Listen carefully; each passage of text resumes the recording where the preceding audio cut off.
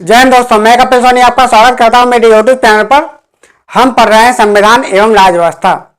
तो पहले हम संविधान के बारे में पढ़ेंगे, फिर हम पढ़ेंगे राजव्यवस्था के बारे में। पहले हम पढ़ेंगे संविधान, फिर हम पढ़ेंगे राजव्यवस्था के बारे में।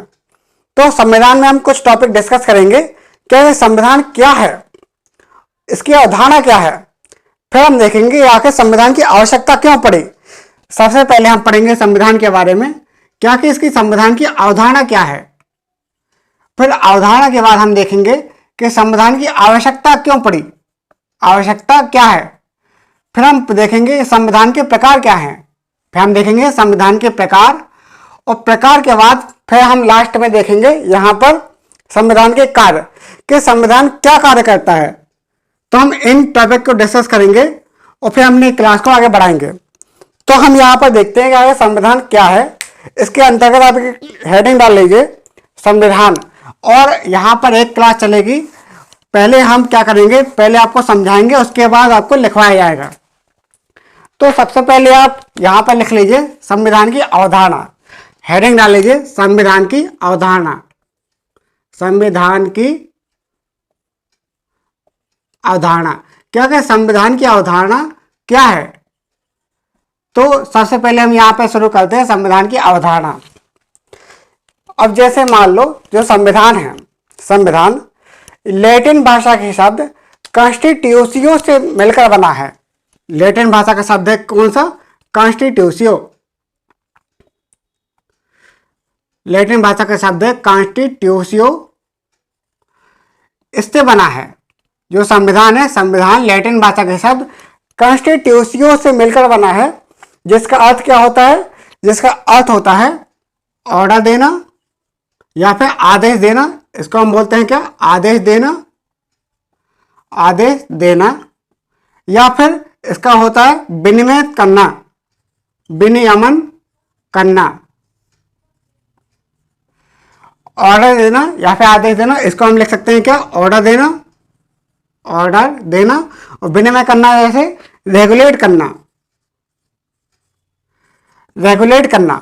तो मतलब क्या है, कॉन्स्टिट्यूशियो जो लैटिन भाषा का शब्द है, कौन सा है, लैटिन भाषा का शब्द है, लैटिन भाषा का शब्द कॉन्स्टिट्यूशियो, इससे बना है हमारा कॉन्स्टिट्यूशन। तो कॉन्स्टिट्यूशन से मिलकर बना है, जिसका अर्थ होता है आदेश देना या फिर विनिमय करना, और इसी से मिलकर बना है क्या, कॉन्स्टिट्यूशन।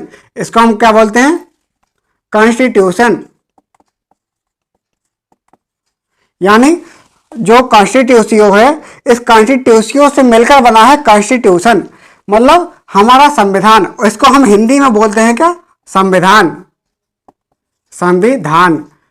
तो हमने यहां पर देखा कि लैटिन भाषा का शब्द कॉन्स्टिट्यूशियो, कॉन्स्टिट्यूशियो से मिलकर बना है। इससे जो कॉन्स्टिट्यूशियो है, इसी से निकला है कॉन्स्टिट्यूशन, और कॉन्स्टिट्यूशन को ही हम हिंदी में बोलते हैं क्या, संविधान। तो हमने जो देखा कि आखिर ये संविधान इस तरह से बना है। अब यहाँ पर अगर हम देखते हैं कि संविधान क्या है, संविधान क्या है, आखिर संविधान क्या है, क्यों हमें इसकी आवश्यकता पड़ी है। तो प्लीज आप मेरे यूट्यूब चैनल को सब्सक्राइब एंड शेयर कीजिए और बेल आइकन को प्रेस कीजिए, ताकि आने वाले वीडियो की आपको नोटिफिकेशन मिल जाए। तो यहाँ पर जैसे हम देखते हैं कि आखिर संविधान आखिर क्या है। तो संविधान है, संविधान एक बहुत ही विशिष्ट शब्द है। संविधान के बारे में अगर हम देखें तो इसको आप लिख लीजिए। हम देखते हैं जैसे संविधान, आखिर संविधान क्या है। अगर हम इसके बारे में जाने तो संविधान एक बहुत ही विशिष्ट शब्द है। जो संविधान है एक बहुत ही विशिष्ट शब्द है, जो किसी भी देश की जो आधारभूत मानकताएं होती हैं। आधारभूत मानकताएं यानी आधारभूत मानकता मतलब क्या होता है, फंडामेंटल स्ट्रक्चर। जहां पर क्या है, फंडामेंटल स्टैंडर्ड होते हैं, जो आधारभूत मानकता होती है, आधारभूत मानकता। तो संविधान क्या है, संविधान एक बहुत ही विशिष्ट शब्द है, जो किसी भी देश की जो आधारभूत मानकताएं हैं। मानकता कौन कौन सी हो सकती हैं, जैसे आर्थिक क्षेत्र की मानकता, आर्थिक क्षेत्र की मानकता, या फिर सामाजिक क्षेत्र की मानकता, सामाजिक क्षेत्र की मानकता, आर्थिक सामाजिक क्षेत्र की मानकता, या फिर राजनीतिक क्षेत्र की मानकता, राजनीतिक क्षेत्र की मानकता, या फिर सांस्कृतिक क्षेत्र की मानकता, या फिर सांस्कृतिक क्षेत्र की मानकता। तो इन जो अलग अलग क्षेत्र की मानकता हैं, उन आधारभूत मानकताओं का जब अध्ययन करके, इन आधारभूत मानकताओं का जब अध्ययन करके, इन आधारभूत मानकताओं का अध्ययन करके और उनका विश्लेषण करके, जब इन आधारभूत मानकताओं के अध्ययन करके, उनका विश्लेषण करके, जब उनको संकलित करके एक दस्तावेज का निर्माण करते हैं तो उसे हम संविधान बोलते हैं। जब हम उनको संकलित करते हैं तो उसको संविधान बोलते हैं। इसको हम बोल सकते हैं एक लाइन में, जैसे संविधान जो किसी भी देश की जो आधारभूत मानकताएं हैं, किसी भी देश की जो आधारभूत मानकताएं हैं, उन आधारभूत मानकताओं का अध्ययन करके, उनका विश्लेषण करके और उनसे संबंधित जो भी सिद्धांत हैं, उन सिद्धांतों का संकलित करके यानी कंपाइल करके जब एक दस्तावेज का निर्माण करते हैं तो उसे हम बोलते हैं क्या? संविधान। उसे हम बोलते हैं संविधान। उस जो दस्तावेज होता है, उस दस्तावेज को हम संविधान बोलते हैं। और जैसे अगर हम देखते हैं तो संविधान है, संविधान किसी भी देश की, संविधान की बात करें तो संविधान किसी भी देश में, चाहे कोई भी देश हो या कोई राज्य हो, कोई समाज हो या फिर अपना परिवार ही हो, वहां की भी कुछ आधारभूत मानकताएं होंगी। जैसे आप देखते होंगे अपने घर में, जैसे पिताजी बोलते होंगे कि भाई अब यहाँ पे एक काम करो, 9 बजे के बाद घर से बाहर नहीं जाना है, रात को 9 बजे के बाद, मतलब 9 बजे के पहले ही घर पे आ जाना है। मतलब कुछ वहाँ के स्टैंडर्ड होंगे कि बच्चों को पढ़ाई करना है, जो बड़े हो गए हैं उनको नौकरी करना है, पैसा कमाना है, कुछ भी करना है, ठीक है। तो एक स्टैंडर्ड होंगे, तो उन स्टैंडर्ड होंगे तो हर जगह के कुछ स्टैंडर्ड होते हैं, जैसे देश के, परिवार के, समाज के कुछ स्टैंडर्ड होते हैं। तो उन स्टैंडर्ड का अध्ययन करके, उनका विश्लेषण करके, जब कानूनों का, विधियों का जब निर्माण करते हैं, जब विधि का निर्माण करते हैं या फिर कानूनों का निर्माण करते हैं तो उसे हम संविधान बोलते हैं। उसे हम क्या बोलते हैं? संविधान बोलते हैं। जो संविधान है, संविधान जो होता है, इसी कानून के आधार पर, इसी कानून के आधार पर उस देश की सरकार काम करती है। जो संविधान होता है, संविधान के जो प्रावधान है, उन्हीं प्रावधान के अनुसार किसी भी देश की सरकार काम करती है। जो संविधान है, संविधान सर्वोच्च है। संविधान उस देश के लिए सर्वोच्च दस्तावेज है। जो दस्तावेज है, सर्वोच्च दस्तावेज, जैसे हमने क्या लिखा था कि संविधान उस देश के लिए सर्वोच्च दस्तावेज है, मतलब एकदम हाईएस्ट है, सर्वोच्च दस्तावेज। संविधान किसी भी देश का संविधान उसका सर्वोच्च दस्तावेज होता है।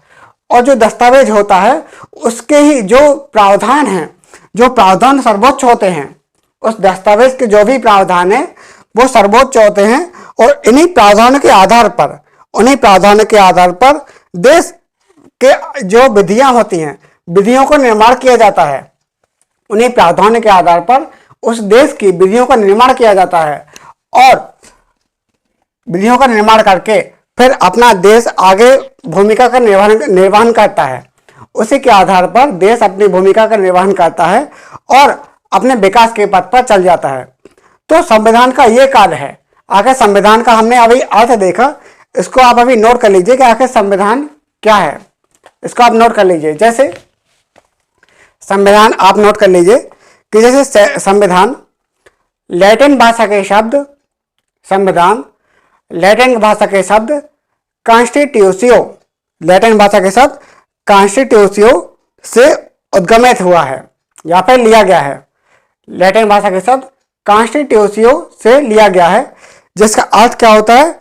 जिसका अर्थ होता है आदेश देना या फिर विनियमन करना। आदेश देना या फिर विनियमन करना, जैसे रेगुलेट करना, विनियमन करना या फिर रेगुलेट करना, यह हो गया। अब जो संविधान है, लिख लीजिए पहला पॉइंट। संविधान किसी भी देश के लिए एक विशिष्ट शब्द होता है।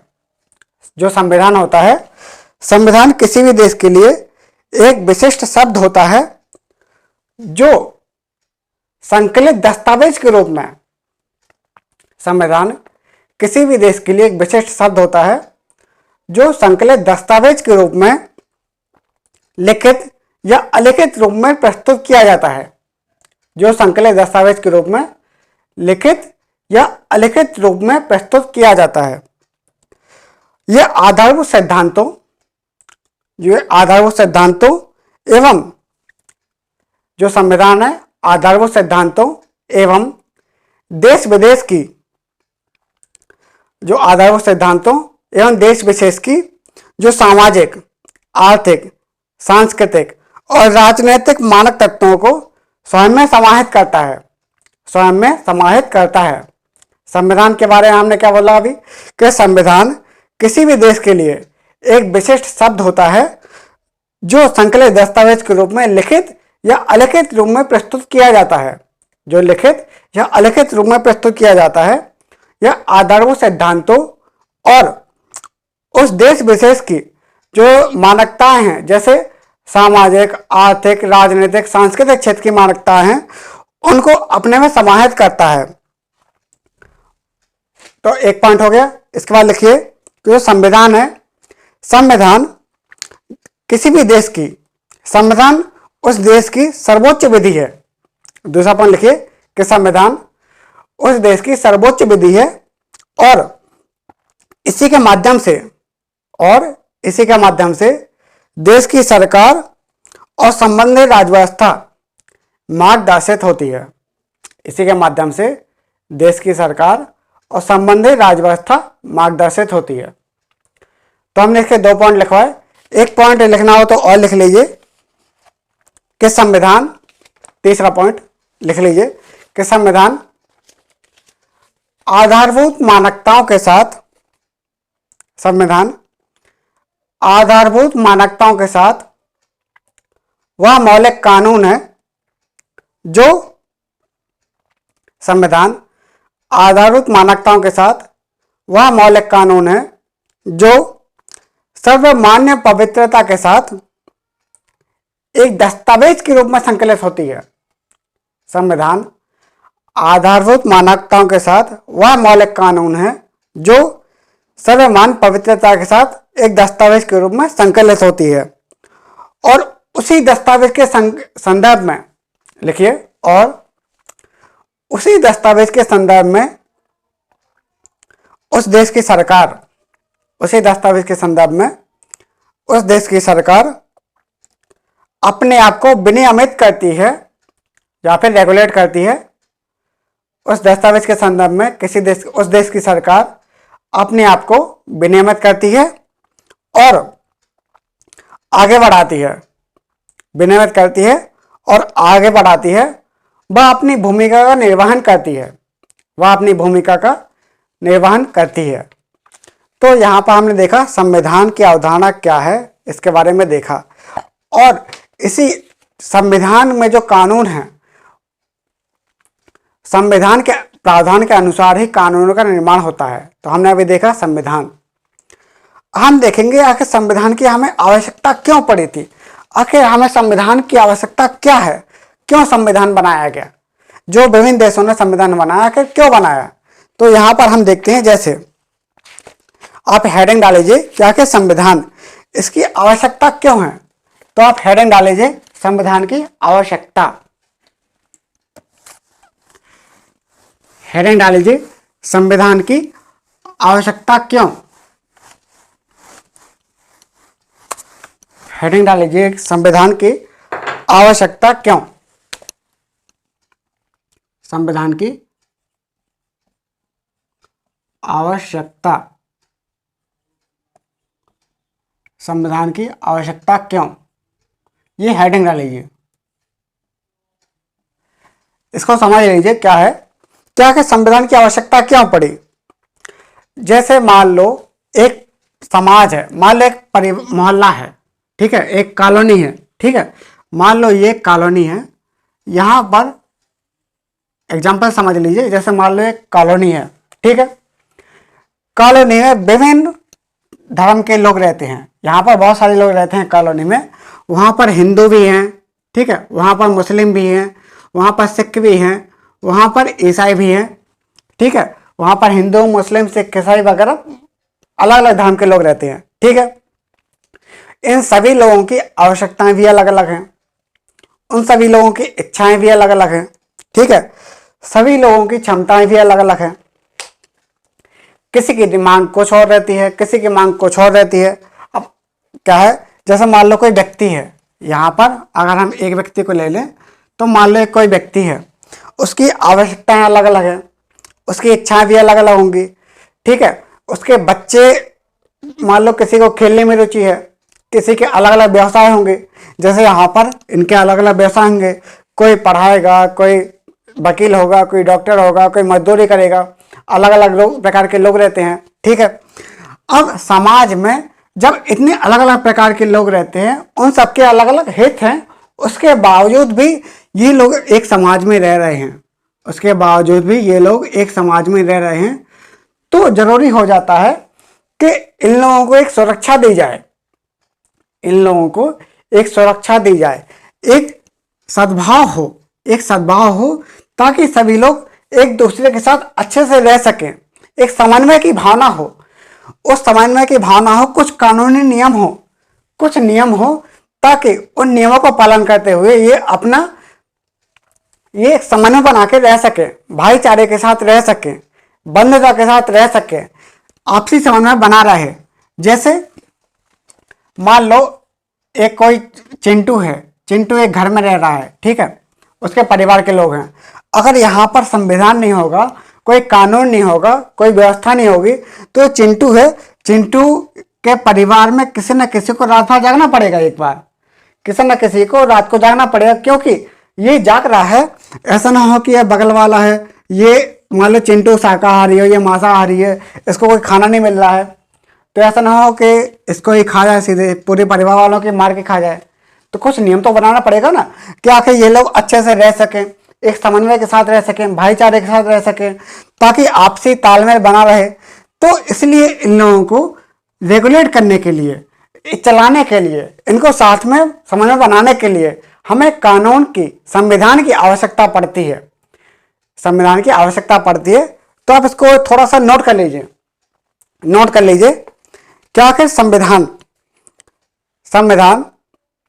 का सबसे मुख्य काम यह है, संविधान, नोट कर लीजिए कि संविधान का सबसे मुख्य काम यह है, कि संविधान का सबसे मुख्य काम यह है कि यह बुनियादी नियमों का एक ऐसा समूह उपलब्ध कराए।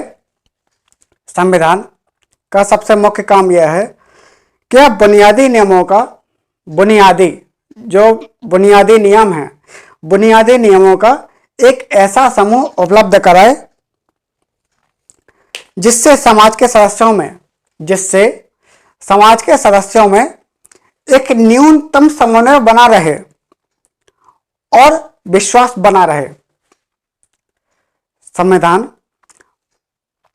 का सबसे मुख्य काम यह है कि बुनियादी नियमों का, बुनियादी जो नियम है, बुनियादी नियमों का एक ऐसा समूह उपलब्ध कराए, ऐसा समूह उपलब्ध कराए जिससे समाज के सदस्यों में न्यूनतम समन्वय और विश्वास बना रहे। तो हमने ये देखी संविधान की आवश्यकता। संविधान की आवश्यकता क्यों है? ताकि यह बुनियादी नियमों का एक ऐसा समूह उपलब्ध कराए ताकि समाज के लोगों में एक न्यूनतम समन्वय और विश्वास बना रहे। सुरक्षित भी हम लिख सकते हैं कि आखिर ये सुरक्षित रह सके, अपने आप को अच्छे से महसूस कर सके, इसलिए हमें संविधान की आवश्यकता है। अब तीसरा पॉइंट, आप तीसरी हेडिंग डाल लीजिए कि संविधान के प्रकार। क्या कि संविधान कितने प्रकार का होता है? संविधान के प्रकार, क्या कि संविधान कितने प्रकार का होता है? जैसे हमने आपको थोड़ी सा डिस्कस किया था कि संविधान दो प्रकार का होता है। जो संविधान होता है वो दो प्रकार का होता है। एक तो होता है लिखित संविधान होता है और दूसरा होता है क्या? अलिखित संविधान। एक लिखित संविधान होता है और दूसरा अलिखित संविधान होता है। कौन कौन सा संविधान होता है? एक तो होता है लिखित, एक होता है लिखित संविधान और एक होता है क्या, अलिखित संविधान। अलिखित संविधान, ठीक है। एक होता है लिखित संविधान और एक होता है अलिखित संविधान।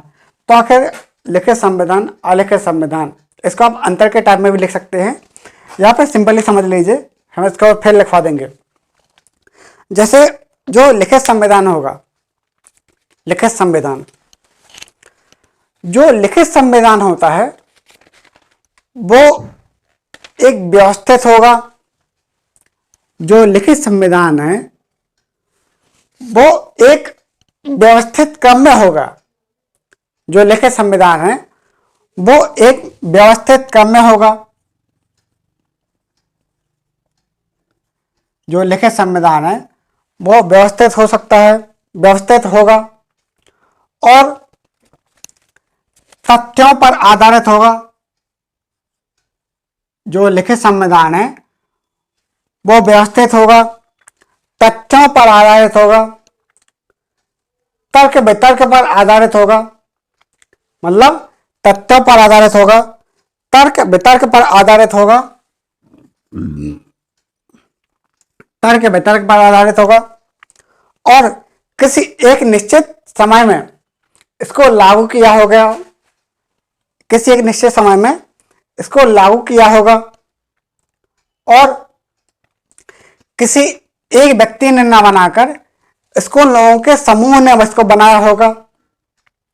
जो संविधान होगा, लिखित संविधान, वो व्यवस्थित भी होगा, तथ्यों एवं तर्क पर आधारित होगा, किसी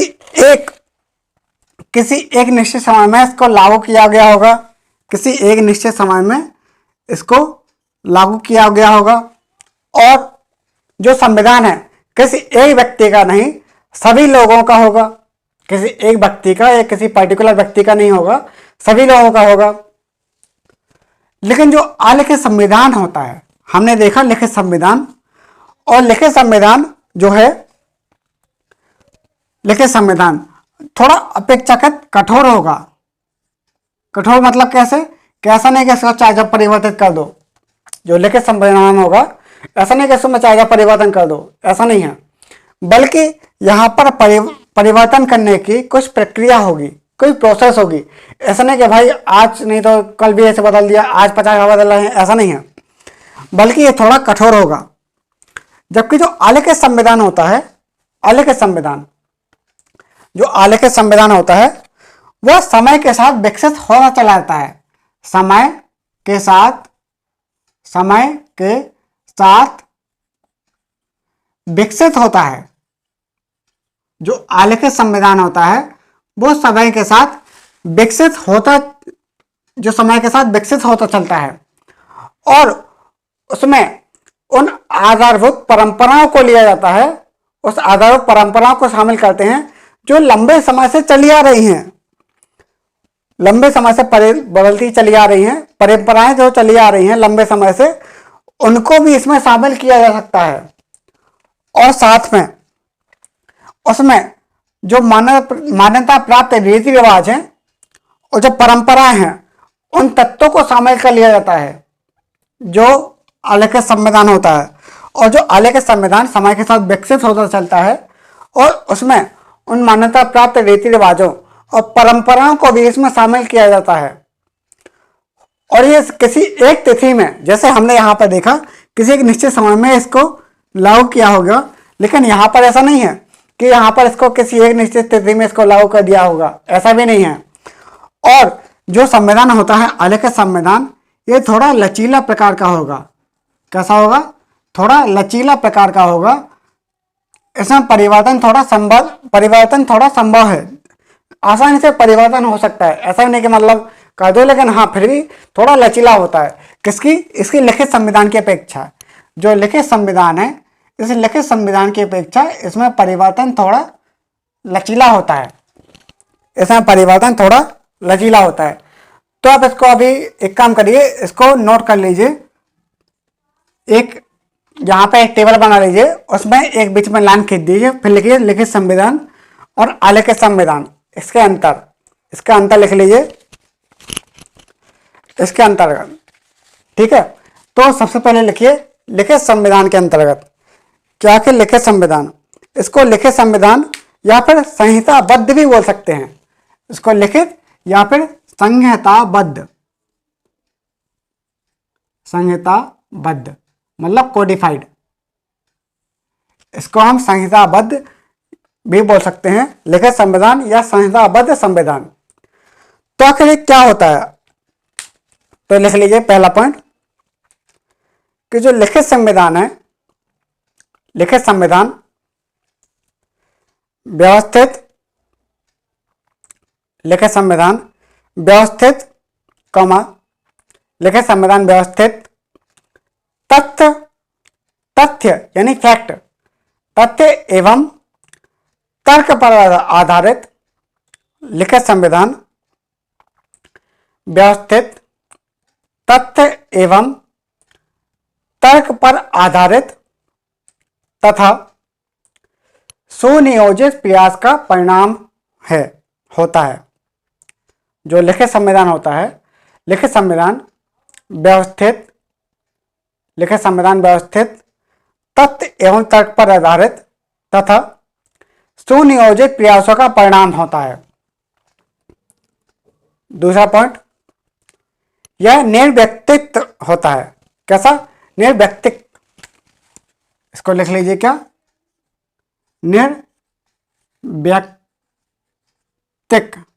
निर्व्यक्तिक होता है।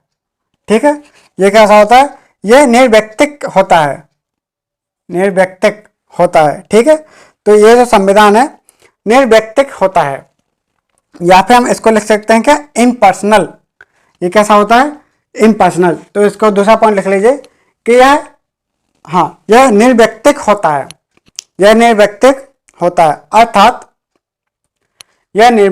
है, अर्थात किसी एक व्यक्ति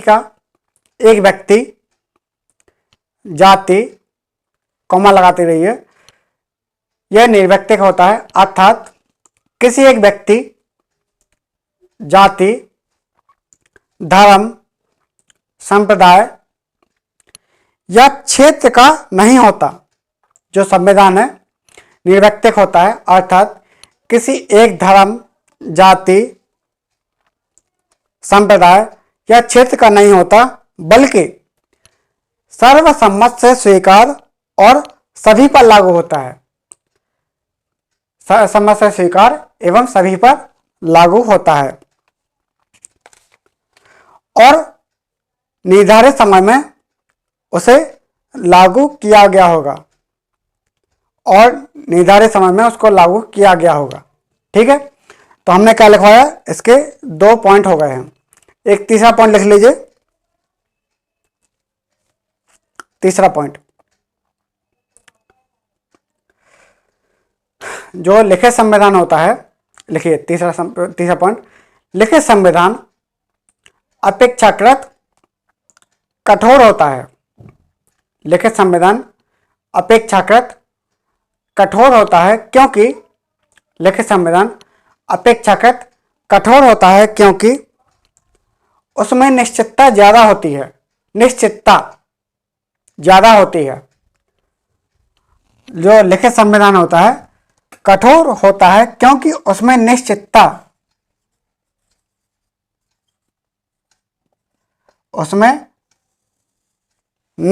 ज़्यादा होगी और बदलाव कम होते हैं। उसमें निश्चितता ज़्यादा होती है और बदलाव कम होते हैं। फिर दूसरी तरफ लिख लीजिए अलिखित संविधान। लिख लीजिए अलिखित संविधान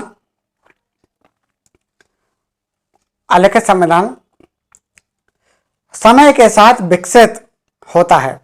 जो अलिखित संविधान है समय के साथ विकसित होता है। जो अलिखित संविधान है समय के साथ विकसित होता है और इसके विकास में अलिखित संविधान समय के साथ विकसित होता है और इसके विकास में बदलती हुई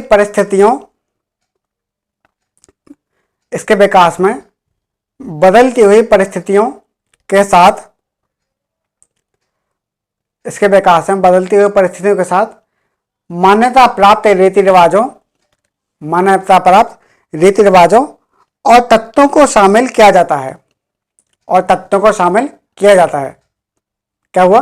जो आलेखित संविधान होता है वो समय के साथ विकसित होता है और इसके विकास में बदलती हुई परिस्थितियों के साथ मान्यता प्राप्त रीति रिवाजों और तत्वों को शामिल किया जाता है।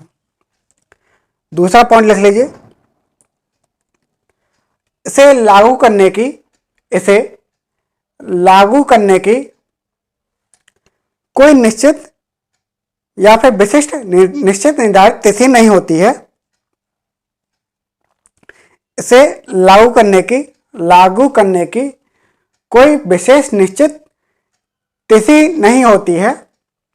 ऐसा नहीं कि जब किसी पर्टिकुलर टाइम पे इसको लागू किया हो गया, ऐसा नहीं है।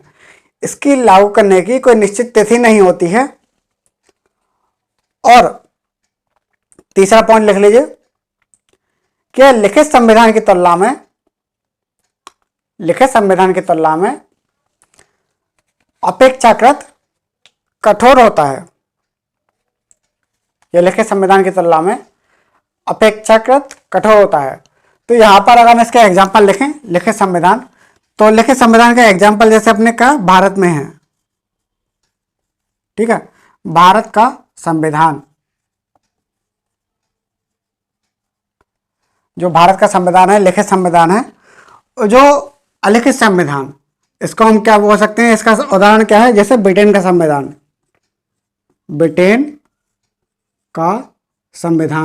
ठीक है। जो ब्रिटेन का संविधान है ये क्या है, अलिखित संविधान है। जो ऐसा नहीं कि मतलब बिल्कुल लिखा नहीं है, इसको हम अर्धलिखित भी बोल सकते हैं। इसको हम क्या,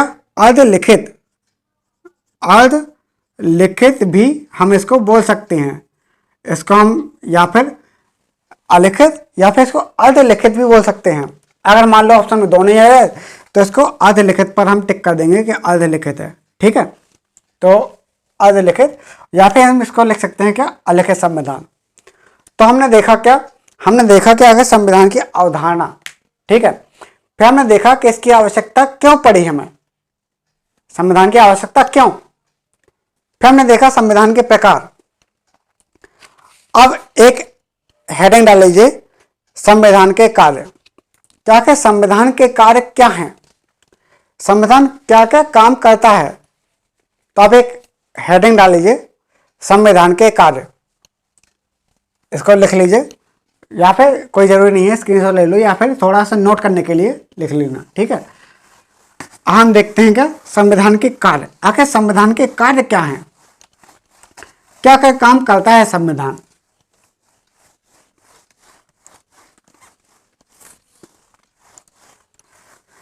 इसको पॉइंट वाइज लिखिए और इसको हम समझाते रहेंगे बीच बीच में। जैसे पहला पॉइंट लिखिए, संविधान के कार्य।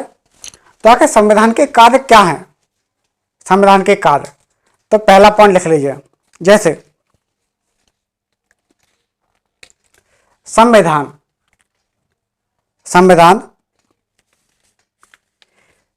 किसी भी देश की मतलब जहां का भी संविधान होगा तो उसी देश की, तो संविधान देश की राजनीतिक व्यवस्था, संविधान देश की राजनीतिक व्यवस्था, उसकी प्रकृति और सीमा, संविधान देश की राजनीतिक व्यवस्था, उसकी प्रकृति, सीमा और प्राधिकार का निर्धारण करता है। संविधान किसी भी देश की जो राजनीतिक व्यवस्था है उसकी प्रकृति, सीमा और प्राधिकार का निर्धारण करता है। मतलब वहां की जो राजनीतिक व्यवस्था है ये संविधान निर्धारित करता है कि वहां की राजव्यवस्था की प्रकृति क्या होगी, उसकी सीमा क्या क्या है, वो कहां कहां तक काम करेगा। संविधान कहाँ कहाँ तक काम करेगा, उसकी प्रकृति क्या होगी, उसकी सीमा क्या है, उसके प्राधिकार क्या हैं, इनका निर्धारण करता है कौन? संविधान। इनका निर्धारण करता है संविधान। दूसरा पॉइंट लिख लीजिए। दूसरा पॉइंट, क्या किसी भी देश की, दूसरा पॉइंट, यह किसी भी देश की, दूसरा पॉइंट, यह किसी भी देश की राजनीतिक, सामाजिक, यह किसी भी देश की राजनीतिक, सामाजिक और आर्थिक मूल्यों को अभिव्यक्ति देता है। यह किसी भी देश की राजनीतिक, सामाजिक और आर्थिक मूल्यों की अभिव्यक्ति देता है। मतलब क्या हुआ? जैसे वहाँ के आर्थिक मूल्य क्या होंगे, वहाँ का व्यापार कैसे होगा, वहाँ का अभिव्यक्ति देता है। और राजनीतिक मूल्य क्या होंगे, वहाँ के आर्थिक मूल्य क्या होंगे, वहाँ के सामाजिक मूल्य क्या होंगे, उनकी एक अभिव्यक्ति देता है, उनको बताता है। क्या? संविधान उनको बताता है कि वहाँ का राजनीतिक मूल्य क्या होगा, उनका आर्थिक मूल्य क्या होगा, कैसे वहाँ पे व्यापार होगा, कैसे वहाँ पे आर्थिक प्रक्रियाएं चलेगी, वहाँ का समाज किस प्रकार से चलेगा, वहाँ की राजनीतिक व्यवस्था किस प्रकार काम करेगी। तो उन सबको अभिव्यक्ति देता है, उनको डायरेक्शन देता है कि हमारे यहाँ पर कुछ ऐसा चलेगा। ठीक है। अब तीसरा पॉइंट लिख लीजिए कि संविधान, तीसरा पॉइंट, संविधान नागरिकों को मिलने वाले, संविधान नागरिकों को मिलने वाले, संविधान नागरिकों को मिलने वाले मौलिक अधिकार और संविधान नागरिकों को मिलने वाले मौलिक अधिकार और संबंधित कर्तव्यों का स्पष्टीकरण करता है। संविधान नागरिकों को मिलने वाले मौलिक अधिकारों और कर्तव्यों का स्पष्टीकरण करता है और उनकी घोषणा करता है। संविधान नागरिकों को मिलने वाले मौलिक अधिकारों और कर्तव्यों का स्पष्टीकरण करता है और इनकी घोषणा करता है। मतलब क्या है कि संविधान बताता है कि नागरिकों के, मतलब हमारे वहाँ के नागरिकों के कौन कौन से अधिकार हैं, उनको कौन कौन से अधिकार दिए गए हैं उस संविधान के द्वारा, और अधिकार के साथ उनके क्या क्या कर्तव्य हैं, ये भी संविधान हमारा स्पष्ट कराता है, बताता है। क्या क्या संविधान के द्वारा हमको ये अधिकार दिए गए हैं, और अधिकार दिए हैं तो हमारे ये कर्तव्य हैं, हमें एक कर्तव्य का निर्वहन भी करना पड़ेगा। तो ये क्या है? संविधान हमें अधिकार और कर्तव्य का स्पष्टीकरण भी करता है। चौथा पॉइंट लिख लीजिए। जैसे संविधान संबंधित देश की, संविधान संबंधित देश की राजनीतिक संस्थाओं की स्थापना, संविधान संबंधित देश की राजनीतिक संस्थाओं की स्थापना और उनके विनियमन को स्पष्ट करता है। संविधान संबंधित देश की राजनीतिक संस्थाओं की स्थापना और उसके विनियमन को स्पष्ट करता है।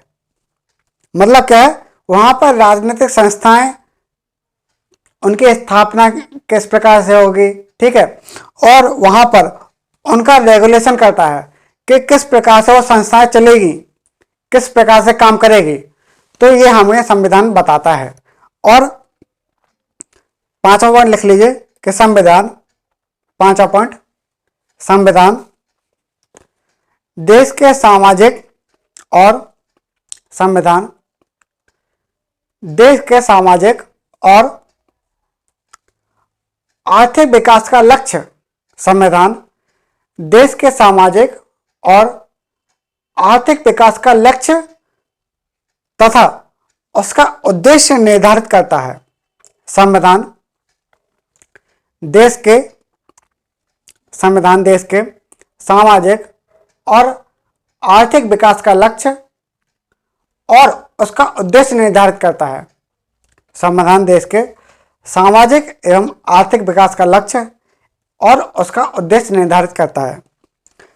छठा पॉइंट लिख लीजिए, संविधान मतलब पांचवें पॉइंट का मतलब है कि संविधान बताता है कि उसके सामाजिक और आर्थिक विकास के लक्ष्य क्या हैं। संविधान बताता है कि उस देश के सामाजिक और आर्थिक विकास के लक्ष्य क्या हैं और उसका उद्देश्य क्या है, कि समाज की समरसता होगी, समाज नई नई ऊंचाइयों पर जाएगा, समाज इस प्रकार से प्रगति करेगा, हमारा देश इस प्रकार से प्रगति करेगा। तो संविधान उसका सामाजिक और आर्थिक उद्देश्य निर्धारित करता है कि हमको यह उद्देश्य प्राप्त करना है और लक्ष्य भी निर्धारित करता है कि हमको ये लक्ष्य तक जाना है और ये हमारा उद्देश्य है। ठीक है, तो हमने देखा पांचवा पॉइंट। छठा पॉइंट लिख लीजिए कि संविधान देश के राष्ट्रीय मूल्यों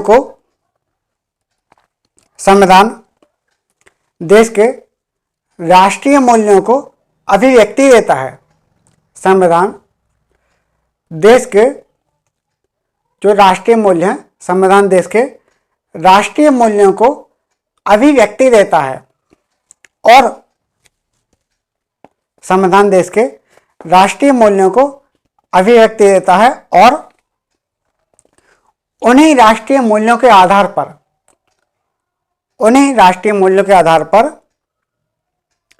संविधान देश के राष्ट्रीय मूल्यों को अभिव्यक्ति देता है और उन्हीं राष्ट्रीय मूल्यों के आधार पर विधिक,